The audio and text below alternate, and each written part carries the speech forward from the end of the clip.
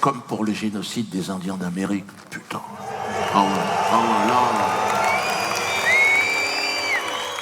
Et là, on peut parler de programme d'extermination radicale sans trembler du menton. Ils sont plus 4, les mecs.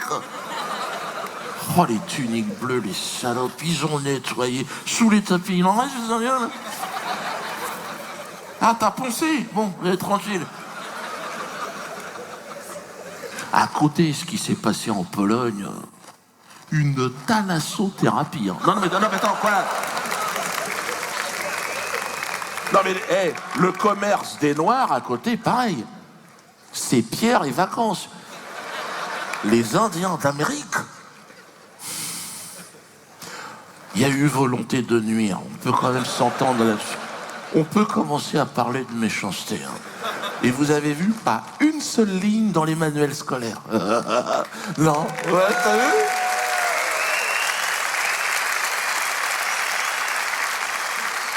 Fernand Nathan n'a pas jugé utile d'en parler. On dit merde. Bah ouais, on lui a dit, Fernand, ils sont tous morts. Il a dit, oui, il en reste 4. Oh, va te faire enculer, Fernand. Et alors...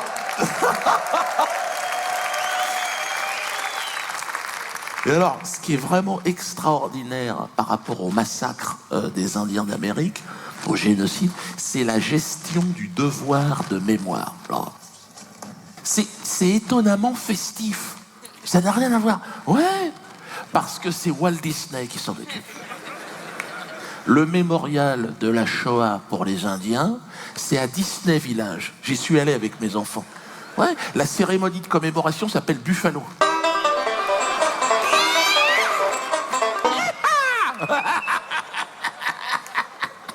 Ah, c'est bien foutu. Et puis c'est accessible, je trouve, chez Disney pour les enfants. C'est plus accessible qu'un film comme Nuit et brouillard. Non, franchement, les enfants n'ont pas aimé. Hein. On a regardé ça à la télé l'autre jour, c'est les 70 ans, donc on regardait ça. Les enfants, papa, changent de chaîne. Chut. Oui, mais j'arrête pas de toute façon, regarde.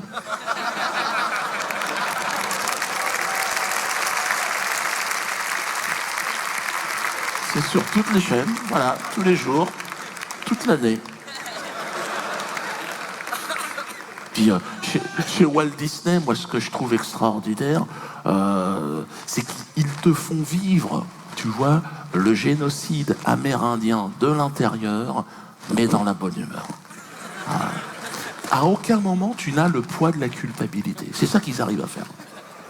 Moi, je me suis même surpris à vouloir participer au massacre à un moment. Ouais, mais t'es pris dans l'ambiance, hein, je veux dire. Je pense que j'aurais eu une Winchester, j'aurais tiré sur les Indiens. Je pense. Hein. Déjà, j'ai toujours aimé la winch. Tu sais, comme ça là.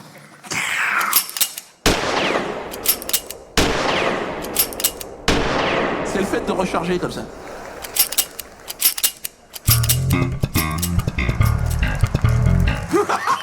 Calme-toi. Et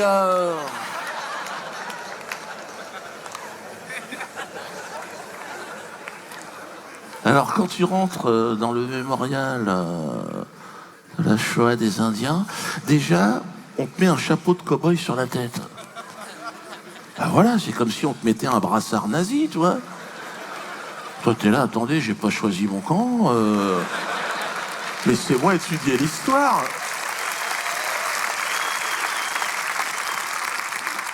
Mais t'as pas le temps de réfléchir. Tu sais, dans le hall, ils te mettent une bière dans la gueule, tu comprends rien. T'as 3 connards qui jouent du banjo, 3 putes qui lèvent la gigue. Bon, c'est parti pour 1 heure de commémoration inoubliable. Avec Mickey et Buffalo dans le rôle de l'historien narrateur. Putain. Voilà. Là, au niveau de la dignité humaine, on est bon, là, putain. Et puis, tu vois, la mise en scène et tout chez Disney, putain. Oh, t'as des projets qui tournent, des décors, des costumes. À un moment donné, il y a une nappe de brouillard. Excuse-moi, je veux dire, bon, au niveau mise en scène, c'est autre chose que le tas de godasses de Birkenau, excuse-moi. Ah ouais, ah ouais. Tu te dis, ouais, je vite, s'ils sont pas tellement fait chier quand même. Un tas de lunettes, un tas de cheveux, bon. Non, tu passes une bonne après-midi, j'ai pas dit ça. Mais chut, attention, il y a le respect, les gars. Et tu vois, j'étais bouleversé. J'ai pris conscience que dans un génocide, le plus important, c'est d'être bien outillé, putain. Et c'est vrai que le fusil, c'est ce qui a fait la différence. Je comprends pas pourquoi les Indiens se sont entêtés avec cette histoire de flèche. Non, mais ça marche pas, leur truc. Dès le début de la commémoration, tu comprends qu'ils vont se faire baiser. À un moment donné, ils font rentrer des bisons sur scène. Alors les Indiens essayent d'allumer les bisons, tu vois. Mais même les bisons, ils sont là.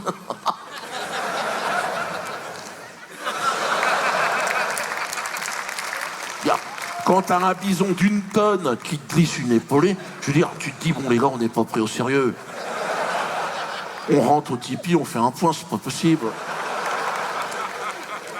À un moment donné, y a une attaque de diligence. Il y a Calamity Jane, une grand-mère ménopausée, l'autre elle arrive. Et elle toute seule, elle bute tous les Indiens. Moi, je suis chef indien. Puis les gars, il y a un problème. Si on se fait mettre une branlée par la femme de ménage, c'est peut-être aussi qu'on n'a pas géré la situation, je veux dire, mais le temps fort, que j'étais bouleversé, attention, il y a le respect, calme-toi. C'est quand Sitting Bull, le vieux chef indien, descend de la montagne.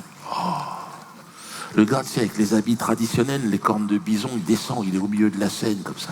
Un charisme, une présence. Ah non, rigole pas, franchement. C'est... Ah ouais, c'est autre chose qu'Elie Wiesel. Là, tu te dis, c'est bon, là, on est bon. Ouais. Et Sitting Bull, il s'approche de Buffalo, comme ça, digne, ça, et il le salue, comme ça. Oh! Quoi? Ouais, oh, ça va, un peu plus haut, bon, ça va. C'est le salut indien. Oh! Ah, il veut m'emmerder. Attends, le gars, t'es huissier, t'es quoi? Oh!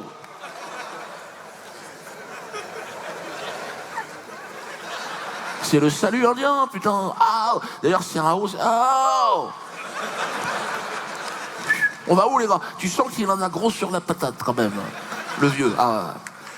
Et alors, il s'adresse à Buffalo, comme ça. Il lui dit, écoute, Buffa. S'il l'appelle par son prénom, non, on ne sait pas. Ils doivent se connaître, ferme-la. Hein, il m'emmerde, l'autre. Et donc, il lui dit, écoute-moi bien, Buffa. J'ai perdu tout mon peuple en moins de 6 mois.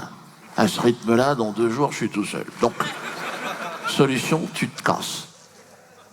Tu n'as rien à faire sur la terre indienne. Tu rentres en Europe. Il dit, ah ouais, Buffalo, il est comme ça, comment ça? Oui, avec ton pote Davy Croquette, là. Tu crois que je t'ai pas vu? Hein? Bon, vous butez encore 5-6 putois, tu te tricotes un bonnet et tu te sauves. Ah, tu dis, qu'est-ce qui va se passer? Et au moment où tu t'y attends le moins, il y a Dingo qui débarque.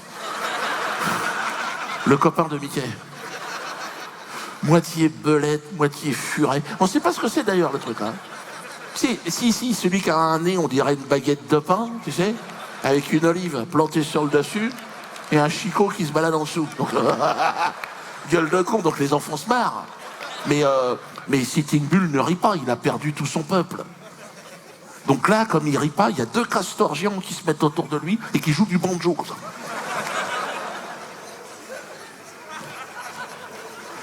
Mais j'ai pas très bien compris, là. Non, sur le plan historique, j'ai pas... Mais quand même, hein, ceux qui gèrent la Shoah devraient s'inspirer de Walt Disney. Voilà. Au niveau de la dignité humaine, là, on est pas mal quand même, je trouve. Puis c'est assez précis, hein, y a pas de... Non. Alors, bon, je reviens dans mes histoires...